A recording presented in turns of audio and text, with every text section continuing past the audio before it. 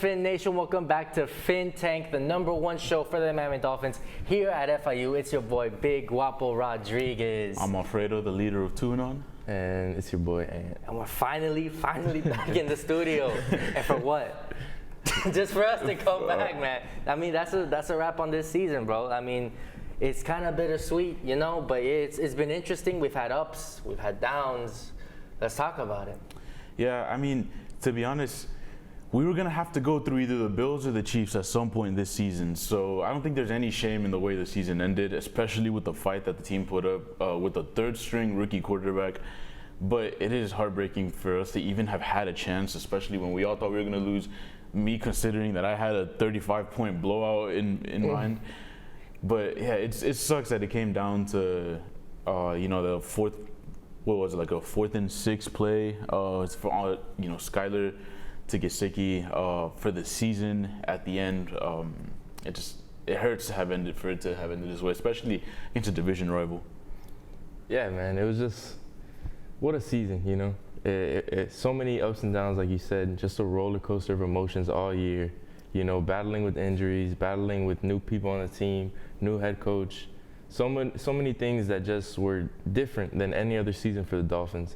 We were at the top for a little bit. We were leading the AFC East. We beat the Bills. You know, there was very high points in the season and very, very low points in the season. So it sucks to see it come to an end. But like you said, we did as good as you can hope for with Skylar at quarterback. Yeah, and now that the season's ended, this would be the last episode of Phin Tank. And last week we said for the last episode that we would have a little game, a little bet between us, right? Say whoever had the worst prediction or the most off prediction of last week's game would serve a punishment. That would be our good boy Alfredo predicting what, 7-41? No, I said 45-10 Bills. That's crazy. To be fair, it was looking like it. Crazy. It was looking like it in the second quarter. I mean, no, in the second quarter, it was like 17-17. Well, we were down 17-0 at one point, though. Oh, but we got up in the same quarter. It was definitely looking like it, though. Oh, and because he gave this horrendous prediction, all right, he will be serving a punishment where he would have to hold the plank for at least a minute, whilst me and Anthony are asking basic, somewhat not basic, Dolphins trivia, and just see how well he performs. I just want to say, anybody who knows me knows that I have a bit of a talent for jinxing teams that I support. So I felt that I would have cursed the Bills by predicting them to have such a dominant win to the point where it would work in the Dolphins' favor, and it really almost did. And you can ask any of my close friends, I really do. Whenever I say a team of mine is going to cook and they're going to win, the opposite happens. And I really thought it was going to work this time. But we just had too many injuries, man. Too many drops. The refs were not helping us either. We just had too many things working against us. And with that said, the final words of Alfredo right before the punishment is served.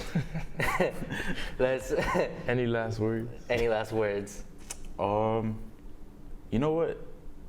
At the beginning of the season, this was a make or break season for Tua. I came here repping Tua every single week through all the ups and downs and the 5-game losing streak, and I just want to say I'm happy that he's going to be back as our 2023 starter. Boo. And with that said, enjoy.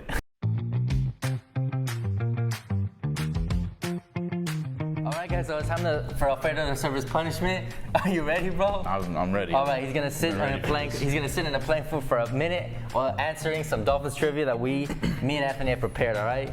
So without further ado, come on, buddy, get on the ground, huh? All right, let's go. Ready? Yep. Ready to start?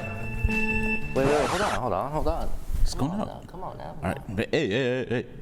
All right, go now. Ready? 3, 2, 1. All right, go. First question. Before Tua was Tannehill, before Tannehill was who?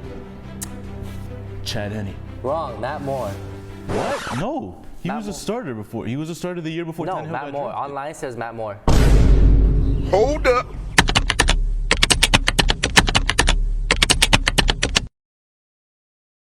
Come on, man.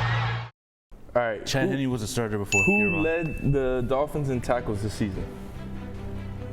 Christian Wilkins. Nope. Landon Roberts. Jeez, man. What team did the Dolphins do the Miami Miracle on? The New England Patriots. All right, and for the bonus score, what was the score? 34-33. Hey, you only got it right, bro. All right. Who had more yards this season, Teddy Bridgewater or Skylar Thompson? Throwing? Yeah. Skyler. No, wrong. All right, and what year were the Dolphins undefeated? 1972. All right, no, 1973. No. It was a 1970? 72 season. Was it? The Super Bowl was in 73. Oh no. Yo, my shirt says 1972. Congratulations, you got it right, all right? And the bonus question, what team did they beat in the Super Bowl for that season? Minnesota Vikings? No, the Redskins. All right. Tyreek Hill and Jalen Waddle led the team in yards. Who was third? Trent Sherfield? Yes, you got it. All right, and is time up? It's been up, but I'm ready. Keep going. He's ready. Keep going. That was all the going, keep questions, bro. Get up. That's it? Yeah. Was it? I mean, I can ask another one. Let's go. All Let's right, go. ask you Keep another going. one. Who led the team in interceptions this year? Javon Holland? How many? 4? 2. In the regular season, 1 in the playoffs. You have another one? Let's see. Who had more rushing yards, Chase Edmonds or Jeff Wilson? Jeff Wilson? Yes, correct. Yeah. You guys a beast, bro. Damn. All right. Well, my bad for the bad questions. You can get up now. Yeah, that was kind of tough. Let's go. Yeah, I did almost 2 minutes. That was pretty impressive. Let's go. All right. That was the Yo, I punishment. thought I was going to tap out after like 45 seconds. I'm not going to lie. Well, that was the segment, bro. Now back to the show. All right, and that was it. Hopefully y'all enjoyed. Now let's talk about the Bills game, all right? It was very close. None of us, I think, got the predictions right. I mean, we all predicted we were going to lose, but by a blowout. And by the scoreboard here, we were dead wrong. I mean, we had a chance. We really did, man. It was a whole bunch of things that went wrong early in the game that really came back to bite us. I mean, Jalen Waddle had a hand, like 2 drops, I think. Gesicki had a really bad one. Tyreek Hill had some drops. Some poor decision making from Mike McDaniel, taking forever to call a play, and the team taking forever to line up. Especially late in the game, had the 4th and 1 turned into a 4th and 6. I think, and a lack of discipline too at the beginning of the game. Too many penalties, which I feel like the Dolphins in general all season have had so many penalties kill them. It's unfortunate, these little fine margins that ended up killing us big time at the end of the game. Yeah, this game, like you said, it started off so bad that everyone was kind of like, oh, this is what we expected. So it kind of sucked to see them come back just to not finish the comeback. Our defense, honestly, in my opinion, was the star of the show. Despite giving up 34 points, you know, they scored a touchdown themselves. They got 2 interceptions. You know, they did their part. Despite giving up a lot of points, a lot of it was because of the offense being incapable of putting together drives, and the defense was out there almost the whole entire first half, it felt like. So, you know what it is that we wasted an Xavier Howard pick on a loss, bro.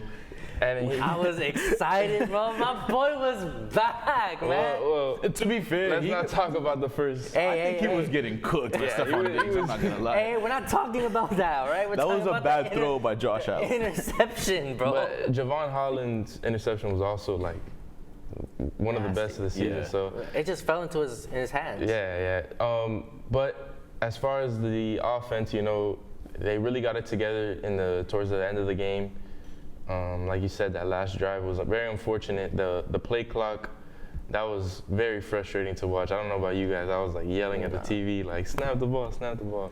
They just were waiting to the very last. It made no sense to me.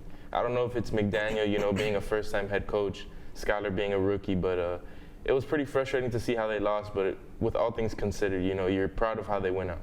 I mean, I think the most crushing part is that we all expected this game to end or to go through like talent differences. That's what we were expecting. And the whole reason why I think we lost was because we just were making mistakes that were completely preventable by any player from any season that they had, any rookie. I mean, it was just, like you said, it was all discipline. I mean, we could have prevented all those penalties. Those drop passes weren't rookies, you know? Skylar played, although like the numbers don't say 18 out of 45, which is not good at all. He was playing a lot better, I feel like, in previous games. I mean, he was able to put up points on the board, that in one drive, he was able to put more points than he did the whole game last week. I mean, to me, that's a severe improvement. And I feel like next season, if we can maintain like healthy and keep our players protected, and just practice a little bit more on the discipline, and we can get there. We can get there at the same level as the Chiefs. We can be the same level as the Bills, because we proved even with a third-string quarterback, we can compete with a playoff wild card Buffalo Bills team. Yeah, I that's what I wanted to say when we were going into what we wanted next season. That, there has to be some changes in terms of the coaching staff on the defensive side. Like, I'd like us to get a new defensive coordinator and maybe get some upgrades on the offensive line. But the number one thing the Dolphins need next season is health, because that's what killed us. We had so many injuries throughout the season. Obviously, Teron Armstead dealing with 4 different injuries going into this game. Tua can't seemingly play more than 13 games a season. And that's the main thing for the Dolphins next year. If they could stay healthy, if we could get Tua for 17 games, I genuinely think this team has a Super Bowl chance. Like, we did have one, to be fair, going into this year. Or not going into this year, but going into December. So I just feel like that's the main thing the Dolphins need, is just to keep the team healthy. And if that's the case next year, then I think we're in business for real. We won't even have to play in the wild card, hopefully. Yeah, like we said earlier in the year, we were competing for the AFC East very early on. We beat the Bills at home, which was something we haven't done in a long time. So this year felt like it was going to be that year, but maybe next year. I know we say that every year, but maybe next year. No, but there's actually so much to be optimistic about. No, yeah. And there was some things like you said that were uncharacteristic. Like Tyreek Hill, I feel like he led the team in receiving yards this game, but he had a bad game in terms of like the drops for one, some bad routes in my opinion, and Skylar, honestly, I don't know if you guys remember that one play. Skylar was going back shoulder to him, and he like tipped it to he had to basically make a tackle and not intercept it. Yeah. So there was a lot of messy things that obviously can get cleaned up if we had our starter out there. And so, like you said, health and a better secondary is. Yeah, I think that play specifically shows the lack of chemistry there is with Skylar, because Tyreek stopped running on that route. Yeah, exactly. So I feel like with Tua, that's a completely different result, and I'm not blaming either one of them necessarily. Yeah. It's just a lack of chemistry, and so unfortunate that we have to have our third stringer starting in this game. I hate to make excuses, but I really feel like a healthy Tua gets us far. I'm not gonna say we would have won this game, because I think the defense played that well because they knew that there was a lot more pressure on them. You have Skylar Thompson starting, I feel like they feel a lot more comfortable. There's more margin for error, in my opinion, if Tua is your starter than there is if Skylar is. But I really feel like we would have had a chance with a healthier team. We would have had a chance against this entire conference with a healthier team. I'd say we would have won. I mean, we were very close with a barely injured Tua going into a snowy game. I feel like Tua would have went in there and just made it happen. I feel like you're correct in saying that the defense kind of tried a little bit harder because of the situation, the quarterback situation they were in. But now they know that the potential, and I feel like if they can just stick to that, and be more consistent, we're like a top 5 team the whole season next season. So I just think they just need to take that into consideration for next season and just, stop half trying and just, play to your fullest every single game.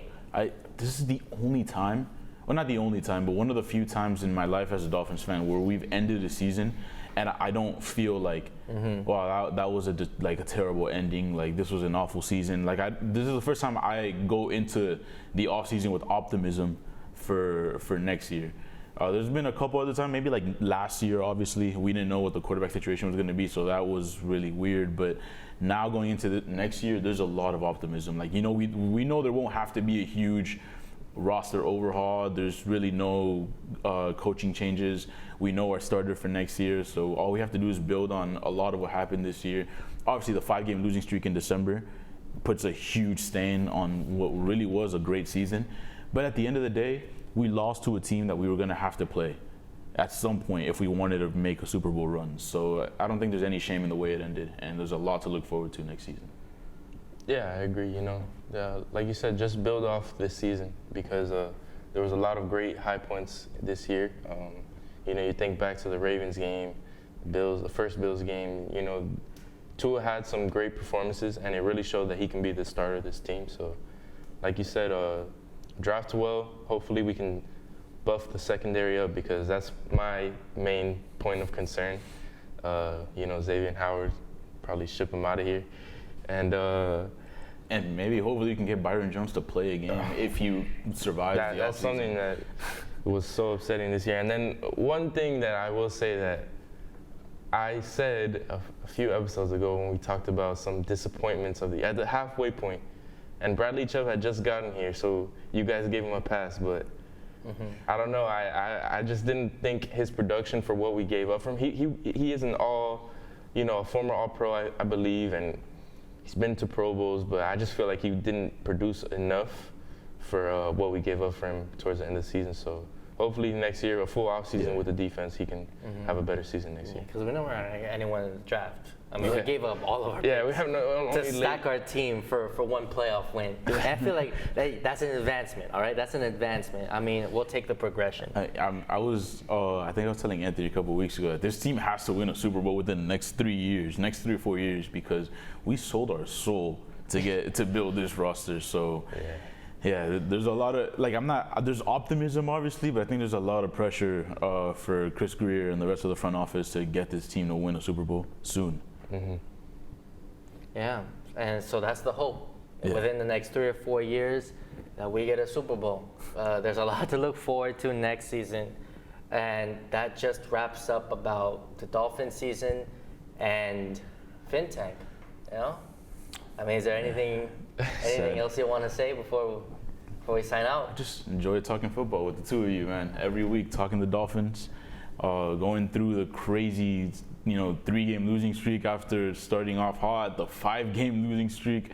But the first 3 weeks and the 5 in between the losing streaks were really fun. I just enjoy talking football with you guys every week. Yeah, man, it's been a ride. There was a hurricane in between. There was everything. Win streak, losing streak, Tua almost having a seizure on the field. Like it was what crazy, a season. I feel like it really helped me pay more attention to the games because I knew I had to talk about it every week, and it was just it was a nice way to, I guess, spend this season. Yeah, for sure. And I'm glad that it wasn't a terrible season. Yeah. I mean, we can still say a lot of good things, even though a lot of bad things happened as well. But overall, it was a great season. This has been a great show and experience for me, and I'm grateful.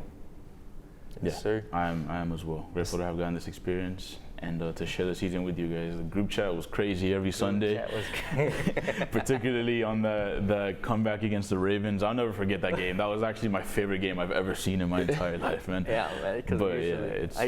I'm on the losing side of those games. But it's been a pleasure. Esteban has to continue the tradition next year because y'all are out. We won't be here, but we got to get two more hosts and do it all over.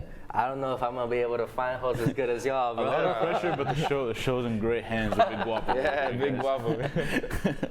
Oh my God! Thank you guys. Well, I guess with that said, man, I mean that's it. Thank you guys so much for watching Phin Tank. If you've been watching us ever since the beginning, since we were a podcast on SoundCloud. Thank you guys. I mean, that's crazy, man. It's been a pleasure, This has been Phin Tank. It's your boy, Simon Big Guapo Rodriguez. I'm Alfredo, the leader of Tunon. And for the last time, it's your boy, Ant. Make sure to watch his article. To read his article. Yeah, my article. Never forget the articles. Never forget the articles. All right. Thank you guys for watching. Peace.